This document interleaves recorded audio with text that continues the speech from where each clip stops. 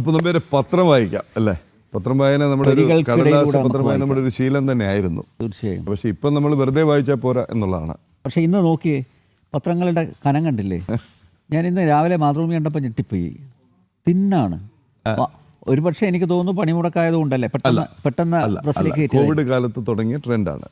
നോക്കൂ, പത്രമില്ലാതെ നമുക്കൊരു ദിവസമില്ലായിരുന്നു. പത്രം വാങ്ങാൻ കഴിയാത്തവർ അടുത്ത ചായക്കടയിൽ പോയെങ്കിലും പത്രം വായിക്കുമായിരുന്നു, അല്ലെങ്കിൽ വായനശാലയിൽ പോയി വായിക്കുമായിരുന്നു. അതും പറ്റാത്തവർ കേട്ടിട്ടുണ്ടാവും. വേറെ നാട്ടിൽ വായിച്ചു കേൾക്കുന്ന ശീലം. പക്ഷേ കോവിഡ് കാലത്ത് പേടിയായി പത്രം കൈകൊണ്ടെടുക്കാൻ. നമുക്കറിയില്ലല്ലോ എങ്ങനെയൊക്കെയാണ് എന്തൊക്കെയാണ്. അങ്ങനെ പത്രം നിലച്ചു. പലരും പത്രം വേണ്ടാന്ന് വെച്ചു. പത്രം വേണ്ടാന്ന് വെച്ചപ്പോഴാണ് മലയാളി തിരിച്ചറിഞ്ഞത് പത്രമില്ലാതെയും ജീവിക്കാമെന്ന്. പക്ഷെ ഞാനിതൊരു പരിഹാസമായി പറയുന്നതല്ല.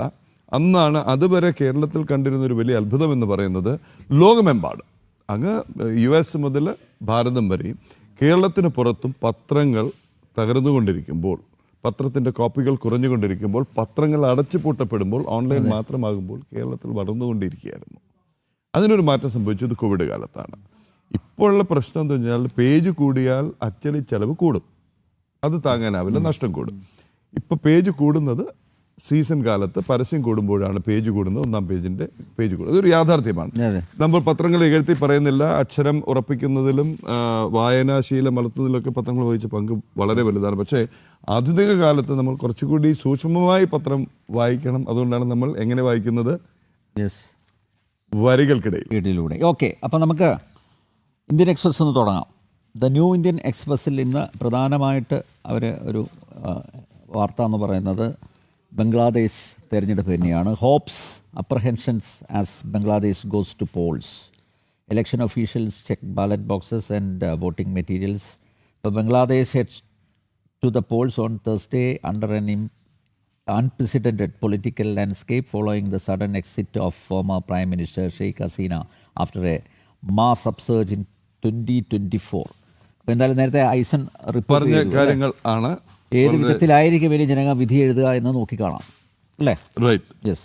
അപ്പോൾ നമുക്ക് ജന്മഭൂമിയിലേക്കൊന്ന് പോകാം. ജന്മഭൂമി സ്വാഭാവികമായിട്ട് പേജിൻ്റെ ഏറ്റവും മുകളിൽ തന്നെ നമ്മുടെ ജൈത്രയാത്രയുടെ ഡൽഹി ചിത്രം സഹിതമാണ് കൊടുത്തിരിക്കുന്നത്. മേയർ VV രാജേഷും ഡെപ്യൂട്ടി മേയർ ആശാനാഥും അടങ്ങുന്ന സംഘത്തിന് റെയിൽവേ സ്റ്റേഷനിൽ നൽകിയ സ്വീകരണം. നയിക്കാൻ ഡൽഹി സംസ്ഥാന കമ്മിറ്റിയുടെ നേതൃത്വത്തിലായിരുന്നു സ്വീകരണം. പ്രസിഡന്റ് വീരേന്ദ്ര സച്ദേവയുടെ നേതൃത്വത്തിൽ തന്നെയുണ്ട്. ഡൽഹി മേയർ ഉണ്ടായിരുന്നു സർദാർ രാജ ഇക്ബാൽ സിംഗ്, ദേശീയ വക്താവ് പ്രദീപ് ഭണ്ഡാരി തുടങ്ങിയവരുടെ നേതൃത്വത്തിലായിരുന്നു സ്വീകരണം. ആ ചിത്രവും വാർത്തയുമാണ് ഏറ്റവും മുകളിൽ. ഡൽഹി പ്രവാസ് ജനപ്രതിനിധി സംഘത്തിന് ആവേശോജ്വല സ്വീകരണം എന്ന തലക്കെട്ടോടു കൂടിയാണ് പ്രധാനമന്ത്രിയുമായുള്ള കൂടിക്കാഴ്ച ഇന്ന് തന്നെയാണ്. നമ്മുടെ നാളത്തെ തലക്കെട്ട് എന്തായിരിക്കും? ഇവരുമായിട്ടുള്ള കൂടിക്കാഴ്ച, പ്രധാനമന്ത്രിയുമായി കൂടിക്കാഴ്ച, അതുപോലെ നഗര വികസന കാര്യമന്ത്രി അല്ലേ മനോഹർലാൽ ഖട്ടറുമായിട്ടുള്ള കൂടിക്കാഴ്ച, ഔട്ട്കം അല്ലേ, വിശദാംശങ്ങൾ അത് നാളത്തെ തലക്കെട്ടിനായിട്ട് കാത്തിരിക്കുക. റൈറ്റ്. അടുത്ത ലീഡ് സ്റ്റോറി എന്ന് പറയുന്ന ജന്മഭൂമിയുടെ ആഗോള അയ്യപ്പ സംഗമം ഇന്നലെ വന്ന വാർത്തയാണ്. 3.40 കോടി നഷ്ടം, കണക്കിൽ വൻ പൊരുത്തക്കേട്, മറുപടി വേണമെന്ന് ഹൈക്കോടതി. ഇതാദ്യം പറഞ്ഞപ്പോൾ എന്ത് ചെയ്തു?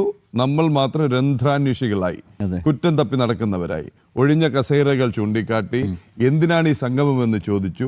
ശബരിമല വികസനം നടപ്പാക്കാനാണെന്ന് മറുപടി പറഞ്ഞു. ശബരിമല വികസനം നടപ്പാക്കാൻ പമ്പാതീരത്ത് പോയി ജർമ്മൻ പന്തലിട്ട് അവിടെ ഈ ടെമ്പററി AC വെച്ച് കോടികൾ മുടക്കി സംഗമം നടത്തണോ ചോദിച്ചു. 8 കോടി ഇവിടെ നടത്താമായിരുന്നില്ലേ? തലസ്ഥാനത്ത് സർക്കാർ ഗസ്റ്റ് ഹൗസും തലസ്ഥാനത്ത് ഹോട്ടലുകളും ഉണ്ടായിരുന്നു. വന്നത് ആരൊക്കെയായിരുന്നു? അത് പിന്നെ വിവാദങ്ങളുടെ പെരുമഴയല്ലാതെ ഭക്തരോ ഇതിൽ താല്പര്യമുള്ളവരോ അവിടെ വന്നില്ല.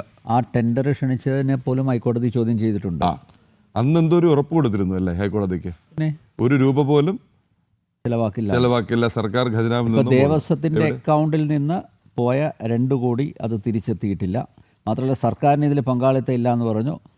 പക്ഷേ പ്രോട്ടോകോൾ ഓഫീസറുടെ പേരിലാണ് ഈ ഹോട്ടൽ ബില്ല് ബുക്കിംഗ് നടത്തിയിരിക്കുന്നത്. എന്തൊക്കെയാണ് ചില VIP പ്രസാദം, VIP ബുക്കിംഗ്, VIP കസേര, VIP പന്തൽ, VIP മുറികൾ, എവിടെയാ അടിച്ചു മാറ്റിയത്?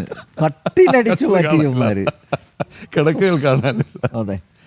ഇനി അടുത്ത വാർത്ത വളരെ നാളായി നാം കാത്തിരുന്ന വാർത്തയാണ്. ഇന്നലെ വന്നു. വന്ദേ മാതരം നിർബന്ധം. 6 ഖണ്ഡികയും പാടണം. അതെ. അതിൽ വിനയം വേണ്ട, അപ്പോളജറ്റിക് ആവേണ്ട, വിഷമം വേണ്ട. ഈ നമ്മുടെ ഒരു സോക്കോൾഡ് മറ്റേ മതേതരത്വത്തിൻ്റെ ഒരു എക്സ്റ്റൻഷൻ ആയിരുന്നല്ലോ ഇതൊക്കെ. പാടാമോ? മൊത്തം പാടാമോ? വന്ദേ മാതരം എന്ന് പറഞ്ഞു കഴിഞ്ഞാൽ എന്ത് ധരിക്കും? നമ്മൾ മതേതരനല്ലാതാകുമോ? തീർന്നു. അത്തരം സംശയങ്ങൾ ഒന്നൊന്നായി മാറിക്കൊണ്ടിരിക്കുകയാണ്. മുഴുവൻ പാടണം. വന്ദേ മാതരത്തിൻ്റെ ആദ്യ 2 ഖണ്ഡിക മാത്രമാണ് ഇപ്പോൾ പാടുന്നത്. മതേതരത്വം പാലിക്കാൻ എന്ന് പറഞ്ഞ് ജവഹർലാൽ നെഹ്റു സർക്കാരാണ് അവസാനത്തെ 4 ഖണ്ഡികയും പാടേണ്ടെന്ന് തീരുമാനിച്ചത്. എന്നാൽ പുതിയ മാർഗനിർദ്ദേശപ്രകാരം 4 ഖണ്ഡികയും കൂടി പാടണം. അങ്ങനെ 6 എണ്ണവും ആലപിക്കണം. ഭാരതത്തെ അസുരന്മാരെ നിർമ്മാർജ്ജനം ചെയ്യുന്ന ദുർഗയായും ദേവിയായും സങ്കല്പിക്കുന്ന ഭാഗങ്ങളാണ്.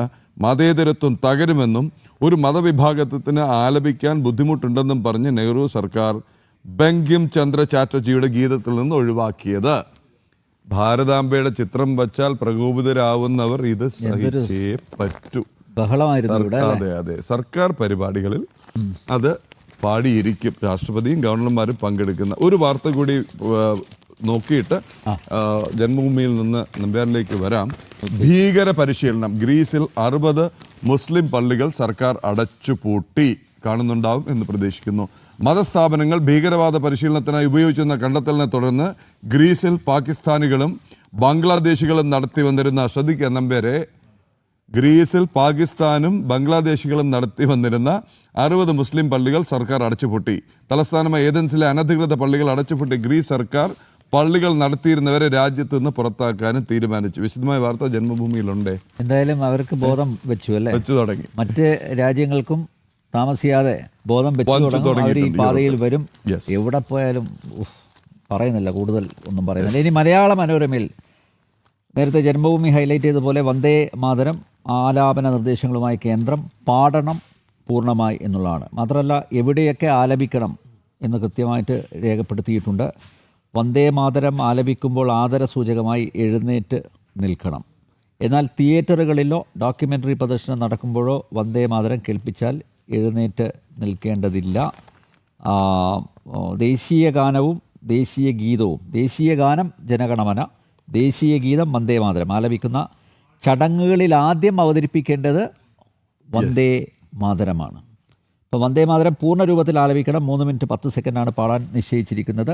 സ്കൂളുകളിൽ എല്ലാ ദിവസവും ക്ലാസ് തുടങ്ങും മുമ്പ് വന്ദേ മാതരം ആലപിക്കാവുന്നതാണ്. അപ്പോൾ വന്ദേ മാതരത്തിൻ്റെ ആ ഒരു പ്രസക്തി അല്ലേ, അത് നമ്മുടെ ഭാരതം മുഴുവൻ അറിയാൻ പോവുകയാണ്.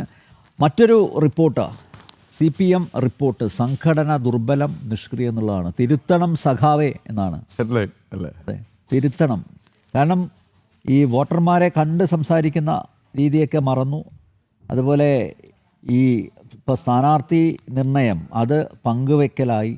ഇപ്പോൾ വലിയ വിമർശനങ്ങളാണ്. സ്വയം വിമർശനാത്മകമായിട്ട് കാര്യങ്ങൾ മനസ്സിലാക്കുന്നു എന്നുള്ളതാണ്. എനിക്ക് തോന്നുന്നു ഈ കുഞ്ഞികൃഷ്ണൻ ഇഫക്റ്റ് ആണെന്ന് തോന്നുന്നു. അതൊന്ന്. 2, അതിനു മുമ്പ് ഒരു ഭവന സന്ദർശനം പറഞ്ഞിരുന്നല്ലോ. അതെ, നിർബന്ധമായി വീടുകൾ കയറിയാണെങ്കിൽ വിശദീകരിക്കണമെന്ന്. അതെ, അത് ഏറെക്കുറെ സമ്പൂർണ്ണ പരാജയമായിരുന്നു. കയറിയിട്ട് എന്ത് പറയും? വീട്ടിൽ കയറുമ്പോൾ ചോദ്യങ്ങൾ വരും. അതെ, അത് ആദ്യം ചോദിക്കുന്നത് എന്തായിരിക്കും? സ്വർണ്ണം കേട്ടത് അലപ്പാൻ. അല്ല, അത് മാത്രമല്ല, ഇവർ വീടുകളിലേക്ക് പോകുമ്പോൾ സ്ത്രീകളെ ഓടി അകത്തോട്ടേക്ക് പോവാ. തസ്കര വീരന്മാരല്ലേ, അടിച്ചോണ്ട് പോയാലോ എവിടെ സ്വർണം കണ്ടു കഴിഞ്ഞാലും അവിടെ അപ്പം കൈവെക്കുമല്ലോ. അപ്പോൾ ഇതാണ് രണ്ട് പ്രധാനപ്പെട്ട വാർത്തകൾ. വന്ദേ മാതരം പാടണം പൂർണ്ണമായി, CPM തിരുത്തണം സഖാവേ എന്നുള്ളതാണ്. അതുപോലെ ഈ ജനങ്ങളിൽ നിന്ന് അകന്നകന്ന് പോകുന്നു എന്ന വിമർശനം പാർട്ടിക്കകത്തു നിന്ന് തന്നെ ഉയരുന്നുണ്ട്. ഇനി സഖാക്കന്മാരെ തിരുത്തുമെന്ന് കണ്ടറിയാം. ഓക്കെ, എന്തായാലും കേരള കൗമുദിയിലേക്കാണ് പേര്. സർക്കാർ പരിപാടിയിലും സ്കൂളിലും വന്ദേ മാതരം തന്നെയാണ് പ്രധാന വാർത്ത. കേരള കൗമുദിയിലും സർക്കാർ പരിപാടിയിലും സ്കൂളിലും വന്ദേ മാതരം നിർബന്ധം. ജനഗണമനയ്ക്ക് മുമ്പ് ആലപിക്കണം. ഒഴിവാക്കിയ ഭാഗങ്ങളും ഉൾപ്പെടുത്തി. എന്തായാലും ആലാപന ദൈർഘ്യം പറഞ്ഞിട്ടുണ്ട്. 3 മിനിറ്റ് 10 സെക്കൻഡാണ്. ഇതിലെടുത്തു പറയേണ്ടത് വന്ദേ മാതരം പൂർണ്ണ രൂപം കേരള കൗമുദി 1-ാം പേജിൽ പ്രസിദ്ധീകരിച്ചിട്ടുണ്ട്. ഇനി ബുദ്ധിമുട്ടുണ്ടായിരുന്നവർ, അറിയാതിരുന്നവർ, കാര്യം ഇതൊക്കെ ഒരു പ്രഹേളിക പോലെ എന്തോ ഒരു മിസ്റ്ററി ഒക്കെ ഉണ്ടാക്കി അങ്ങനെ ഒളിപ്പിച്ച് വെച്ചിരിക്കുകയും ഇത് അഡ്രസ്സ് ചെയ്യപ്പെടാതെ പോവാണ്. ചില കാര്യങ്ങൾ പറയാൻ ഒരു മടി, അങ്ങനെ ഒരു ധാരണ സൃഷ്ടിച്ചു വെച്ചിരുന്നു. അത് പൊറിച്ചുകൊണ്ട് തുമി വിദ്യ, തുമി ധർമ്മ, തുമി ഹൃദി, തുമി മർമ്മ പറഞ്ഞ ആർക്കാണ് ബുദ്ധിമുട്ട്? ത്വം ഹി പ്രാണ ശരീരേ. ത്വം ഹി ദുർഗാ ദശപ്രഹരണധാരിണി കമലാ കമലദള വിഹാരിണി വാണി വിദ്യാദായിനി നമാമി ത്വം നമാമി കമലാം അമലാം അതുലാം സുജലാം സുഫലാം മാതരം വന്ദേ മാതരം. വന്ദേ മാതരം. എനിക്ക് പാടാൻ അറിയില്ല, അതാ വായിച്ചേ. എനിവേ അതൊരു വാർത്ത. രണ്ട്, രാഹുൽ ഗാന്ധിയുടെ ഇപ്പോൾ പ്രശസ്തമായ ആ ചോദ്യം, എപ്സ്റ്റീൻ ഫയൽ US ആയുധമാക്കിയെന്ന് രാഹുൽ. മറുപടി, കോമാളിത്തരമെന്ന് ഹർദീപ് സിംഗ് പുരി. പ്രധാനമന്ത്രി നരേന്ദ്രമോദിയും ഹർദീപ് സിംഗ് പുരിയെയും കുറിച്ച് എപ്സ്റ്റീൻ ഫയലുകളിലുള്ള പരാമർശങ്ങൾ പുറത്തു വന്നതോടെയാണ് ഇന്ത്യൻ താല്പര്യങ്ങൾ മറന്ന് US-ഉമായുള്ള വ്യാപാര കരാർ ഒപ്പിടേണ്ടി വന്നതെന്ന് രാഹുൽ ഗാന്ധിയുടെ ആരോപണം. ക്രിമിനൽ കേസുകളുമായി ബന്ധപ്പെട്ടതല്ല തൻ്റെ പേര് പരാമർശിക്കപ്പെട്ടതെന്ന് മന്ത്രി ഹർദീപ് സിംഗ് പുരി വാർത്താ സമ്മേളനം നടത്തി വിശദീകരിച്ചു. ഐക്യരാഷ്ട്രസഭയിലെ ഇന്ത്യൻ അംബാസിഡറായി പ്രവർത്തിച്ച 2009 മെയ് മുതൽ 2017 മന്ത്രിയാകുന്നവരെയുള്ള കാലയളവിലെ 3-4 യോഗങ്ങളെക്കുറിച്ചാണ് എപ്സ്റ്റീൻ ഫയലുകളിലുള്ളത്. അതിലെ ഇടപെടലുകൾ പൂർണ്ണമായും പ്രൊഫഷണൽ എന്ന നിലയിലാണ്. രാഹുൽ ഗാന്ധിയുടെ ആരോപണം കോമാളിത്തരമെന്നും അടിസ്ഥാനരഹിതമായ ആരോപണങ്ങൾ ഉന്നയിക്കുന്നത് പതിവാണെന്നും അദ്ദേഹം പറഞ്ഞു. അന്നവിടെ ഉണ്ടായിരുന്ന പബ്ലിക് സർവൻസിൽ എത്ര പേരാണ് എപ്സ്റ്റീനെ കാണാത്തത്? അന്ന് US പ്രസിഡന്റിനും US ഭരണകൂടത്തിനും ഒക്കെ അക്സെപ്റ്റബിൾ ആയിട്ടുള്ള പേഴ്സണാലിറ്റി ആയിട്ട് എപ്സ്റ്റീൻ അവിടെ ഇരിക്കുന്നു. ഇവരാരെങ്കിലും എപ്സ്റ്റീൻ്റെ ദ്വീപിൽ പോയിട്ടുണ്ടോ? എപ്സ്റ്റീൻ ഒരിക്കൽ മറ്റു ചില വിനോദങ്ങളിൽ ഏർപ്പെട്ടിട്ടുണ്ടോ? മറ്റു ചില സൗകര്യങ്ങൾ ആസ്വദിച്ചിട്ടുണ്ടോ എന്ന് നെഞ്ചത്ത് കൈവഴിച്ച് രാഹുൽ ഗാന്ധി തന്നെ പറയണം കേട്ടോ. തീർച്ചയായും. അവസാനം എനിക്ക് തിരിച്ചടിക്കുമെന്നാണ് പറഞ്ഞത്. എൻ്റെ ഏറ്റവും വലിയ സംശയം അതാണ്. ചിലപ്പോൾ ഇത് ബൂമറാങ് ആവുന്നുള്ളതാണ്. മാതൃഭൂമിയിൽ അത് തന്നെയാണ് പറഞ്ഞിരിക്കുന്നത്. വിറ്റു ഭാരതാംബയെ. എപ്സ്റ്റീൻ ഫയലിൻ്റെ കാര്യം പറയുന്നുണ്ട്, അതോടൊപ്പം ഭാരതാംബയെ വിറ്റു എന്നാണ് പറയുന്നത്.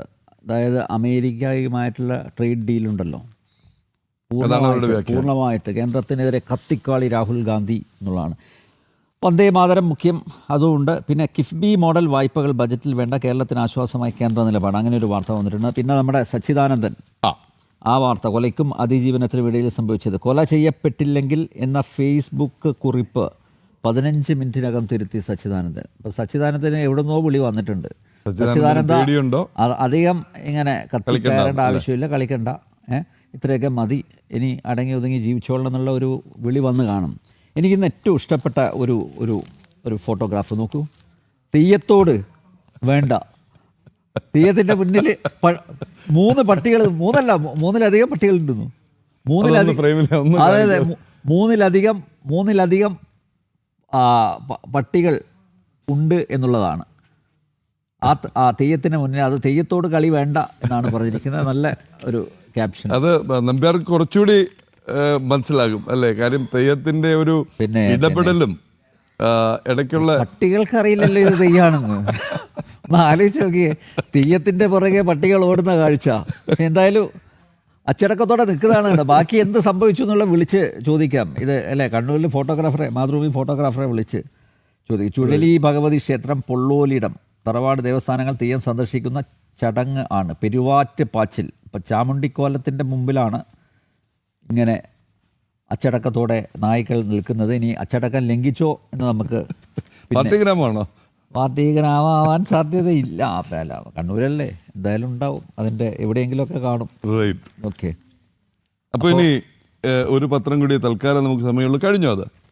അച്ചടക്കത്തിൻ്റെ ചൂരൽ പ്രയോഗം തെറ്റില്ലെന്ന് ഹൈക്കോടതി. അടിച്ചാലും വലിയ കുഴപ്പമില്ല എന്നുള്ളത് അല്ലേ? സ്കൂളിലെ അച്ചടക്കം ഉറപ്പാക്കാനും വിദ്യാർത്ഥിയെ തിരുത്താനും അധ്യാപകനോ അധ്യാപികയോ ശരിയായ ഉദ്ദേശത്തോടെ വിദ്യാർത്ഥിയെ ശാരീരികമായി ശിക്ഷിക്കുന്നതിൽ തെറ്റില്ലെന്നും കുറ്റമായി കാണാനാകില്ലെന്നും ഹൈക്കോടതി. ചൂരൽ പ്രയോഗം നടത്തിയതിൻ്റെ പേരിൽ തിരുവനന്തപുരം വെങ്ങാനൂരിലെ സ്കൂൾ അധ്യാപകനെതിരെ വിഴിഞ്ഞം പോലീസ് എടുത്ത കേസിലെ തുടർ നടപടികൾ റദ്ദാക്കിയ ഉത്തരവിലാണ് ജസ്റ്റിസ് ശ്രീ പ്രദീപ് കുമാറിൻ്റെ നിരീക്ഷണം. തിരുവനന്തപുരം അഡീഷണൽ ജില്ലാ സെഷൻസ് കോടതിയിലെ കേസിൻ്റെ തുടർ നടപടികൾ അവസാനിപ്പിക്കണമെന്നാവശ്യപ്പെട്ട അധ്യാപകൻ ഫയൽ ചെയ്ത ഹർജി അനുവദിച്ചാണ് ഉത്തരവ്. അതിൻ്റെ അർത്ഥം നാളെ തൊട്ട് ചൂരലെടുത്ത് അടിക്കാന്നുള്ളതല്ല, അതായത് വലിയ ഒരു മിതമായി വേണമെങ്കിൽ ചൂരൽ പ്രയോഗം ആവാം എന്നാണ് പറയുന്നത്.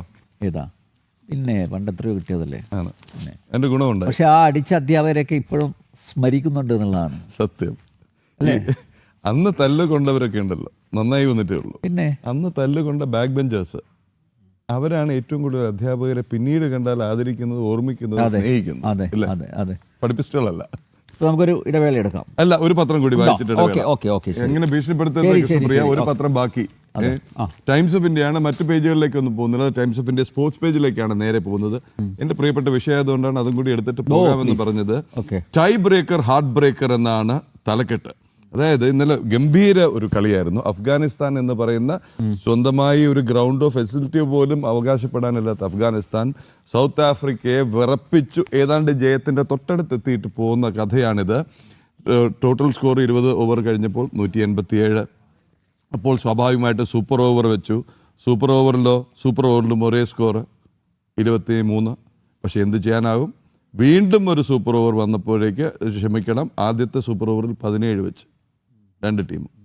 രണ്ടാമത്തെ സൂപ്പർ ഓവർ, ഇതൊരാളെ ജയിപ്പിച്ചേ മതിയാവൂ, പോയിന്റ് തീരുമാനിക്കണം അടുത്ത ഘട്ടത്തിലേക്കുള്ള മുന്നേറ്റം. അടുത്ത കാലത്ത് അഫ്ഗാനിസ്ഥാൻ 19, രണ്ടാമത്തെ സൂപ്പർ ഓവറിൽ സൗത്ത് ആഫ്രിക്ക 23. പൂർണ്ണസമയ കളിയും 2 സൂപ്പർ ഓവറും കഴിഞ്ഞിട്ടാണ് അവസാന നിമിഷം.